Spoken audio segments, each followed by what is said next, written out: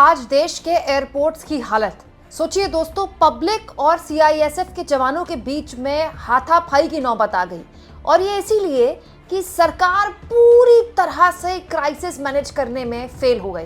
वैसे इस सरकार की एक पहचान रही है दोस्तों, पिछले 11 सालों में जब जब इस सरकार के सामने कोई क्राइसिस आया है, कोई ऐसी हालत आई है जब तुरंत फैसला लेना पड़े, सरकार पूरी तरह से फेल कर जाती है। और उसका सिलसिलेवार तरीके से बहुत से एग्जाम्पल्स हमारे सामने हैं। दोस्तों, पूर्व की बातें बाद में करेंगे, आज की बातें करते हैं। जरा गौर से इन तस्वीरों को देखिए दोस्तों। ये इस देश के आम लोग हैं जो इस देश के सीआईएसएफ जवानों के साथ भिड़ रहे हैं। सड़क पर नहीं भिड़ रहे हैं, एयरपोर्ट पर भिड़ रहे हैं।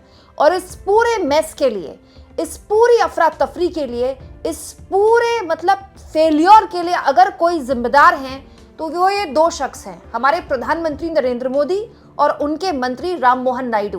दोस्तों, देश की एविएशन सेक्टर पर इतना बड़ा धब्बा इंडिगो ने लगाया है, लेकिन अब इसका डैमेज कंट्रोल ऐसे किया जा रहा है जैसे भाई सरकार तो इसमें कुछ है ही नहीं, सरकार का तो इसमें कोई रोल है ही नहीं, सारा किया कराया इंडिगो का था। दोस्तों, कल से लगातार खबरें चल रही हैं कि हो सकता है कि इंडिगो के सीईओ का इस्तीफा ले लिया जाए, या फिर उनको 10 दिन की मोहलत दे दी जाए, उनसे तुरंत जवाब मांगा जाए। आप चाहें तो मेरा ये वीडियो देख सकते हैं आज का। लेकिन अब जानकारी ये निकल कर आई है कि ये जो पूरा मेस इंडिगो ने क्रिएट किया है, जिसकी वजह से 5 दिन तक दोस्तों यात्री बंधक बने रहे एयरपोर्ट में, न यहाँ सीधे वहां जा पाए, ना उनको पैसा रिफंड मिल पाया, ना वो बाहर निकल पाए।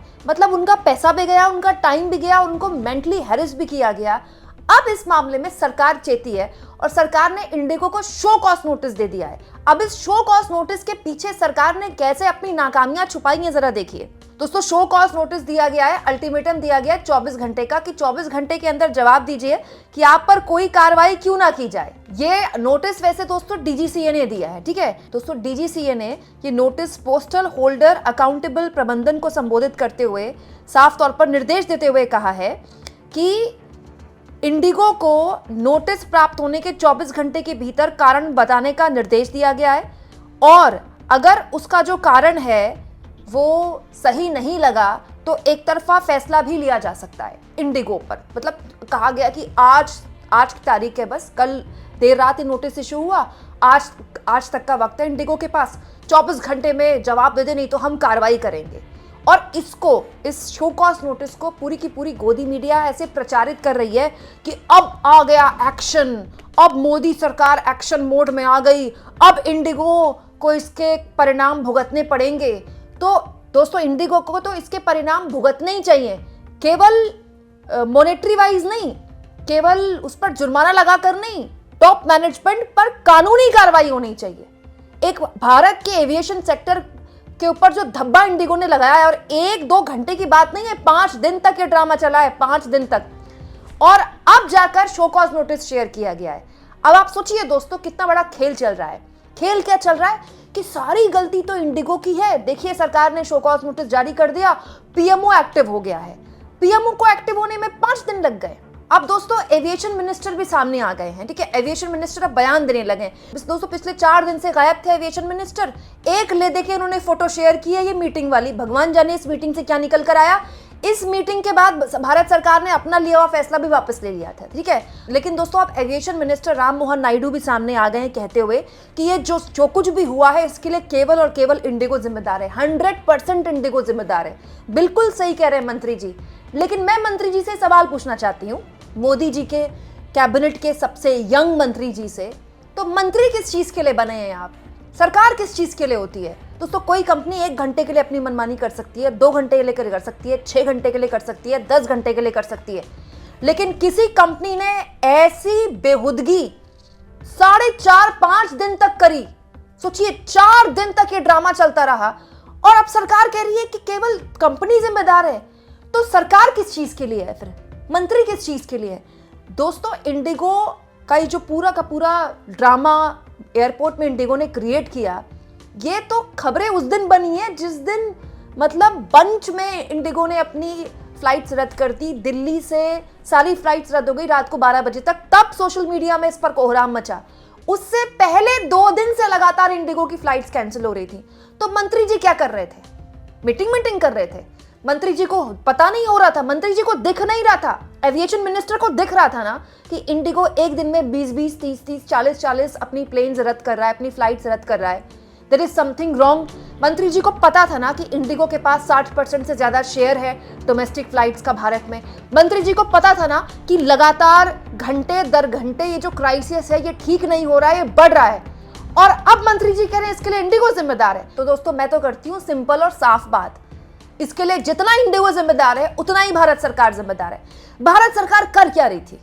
इतना बड़ा मेस क्रिएट होने दिया भारत सरकार ने। 4 दिन तक लोग एयरपोर्ट में फंसे रहे। कल मैंने आपको ये वीडियो दिखाई थी, देखिए विदेशी महिला इंडिगो के काउंटर पर चढ़कर चिल्ला रही है कि मुझे फ्रांस जाना है, मैं फ्रांस की नागरिक हूं, मुझे मेरा टिकट दीजिए, मुझे मेरी फ्लाइट प्रोवाइड कराइए। लगातार पिछले कई दिनों से मैं आपको ये वीडियोस दिखा रही हूँ जिसमें मैंने आपको बताया एयरपोर्ट के अंदर जाकर लोग चिल्ला रहे हैं कि मेरी बेटी को पीरियड्स आ गए, मुझे पैड दे दो। लोगों के पास खाना नहीं, पीना नहीं, लोगों को ये नहीं पता कि वो वापस कब जाएंगे, आएंगे कि नहीं आएंगे। 12 घंटे 13 घंटे से लोग फंसे हुए हैं। सब कुछ सरकार देखती रही, सरकार के मुंह से चू नहीं निकला।